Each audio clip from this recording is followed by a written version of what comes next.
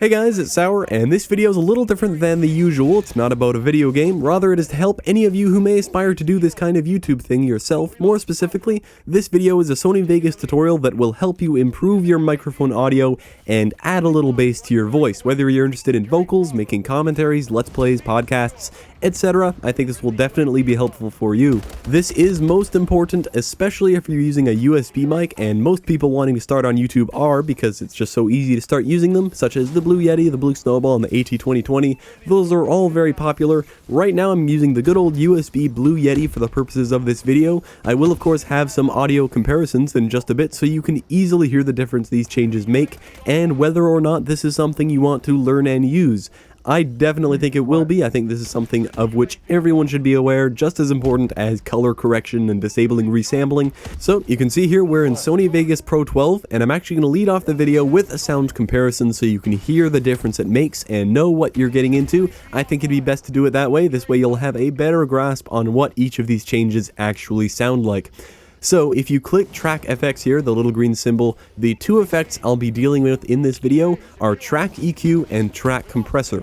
So I have these 4 tracks, one with no editing at all, then with only Track Compressor, then only Track EQ, then both EQ and Compressor.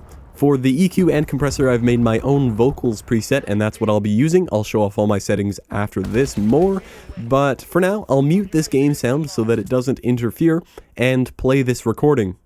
So this is what I sound like on the Blue Yeti microphone with no audio adjustment, and yes, you should have noticed a change there because I have been speaking with audio adjustment effects this entire time. So I personally hate the way this sounds. It's probably a bigger deal to me than to you guys because basically everyone hates the sound of their own voice, and to me this sounds like I just got 5 years younger, went backwards through puberty and lost all bass in my voice, and got kinda whiny and nasally sounding. I just don't like listening to it, and this is what I would sound like on my live streams because it's just a USB mic. I don't have a mixer yet, but I think that's going to be my next upgrade. I'm going to be looking for a solid XLR mic and mixer. Anyway, this is what it sounds like now with Track Compressor, and not too much has changed. This doesn't make a huge difference by itself, so let's bring out the big guns and go to only using Track EQ. Yes, this is what it sounds like with only Track EQ, and in my opinion, this is huge. It really brings out the bass in your voice, kind of makes it more smooth, and adds a professional sound overall in my opinion. And now, finally, this is what it sounds like with Track EQ and Compressor. Again, not too much has changed since the last time,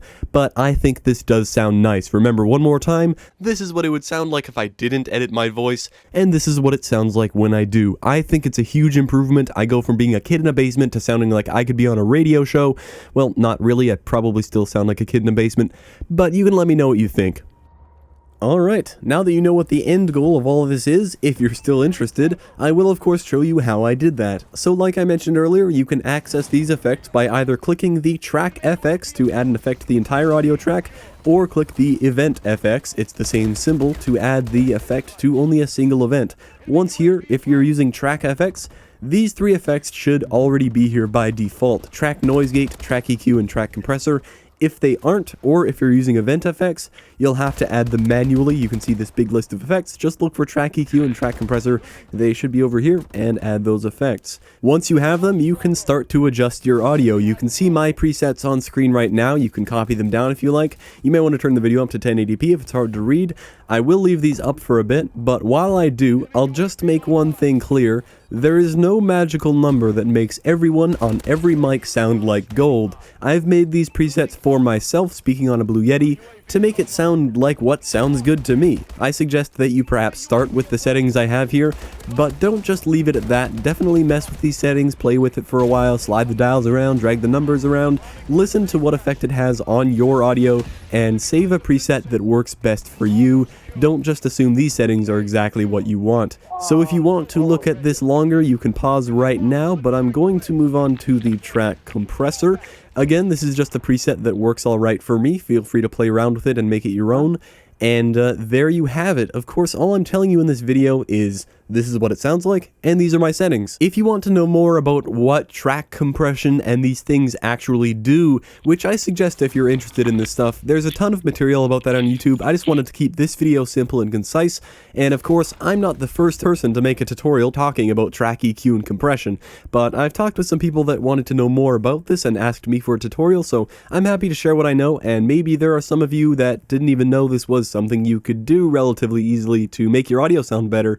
You just never knew what to search for, and if that's the case, I hope this helped you. Definitely feel free to ask me questions. I know with this kind of tutorial video, there will always be people with different circumstances, and I know the frustration of being on the other side when I'm searching for tutorials and someone does something and I look at my software, I look back at theirs and think, well, what the heck, mine doesn't look like that. So if you have any questions, I'll definitely try to help you through, but that's all I have to say. I hope this helps, and I will catch you next time.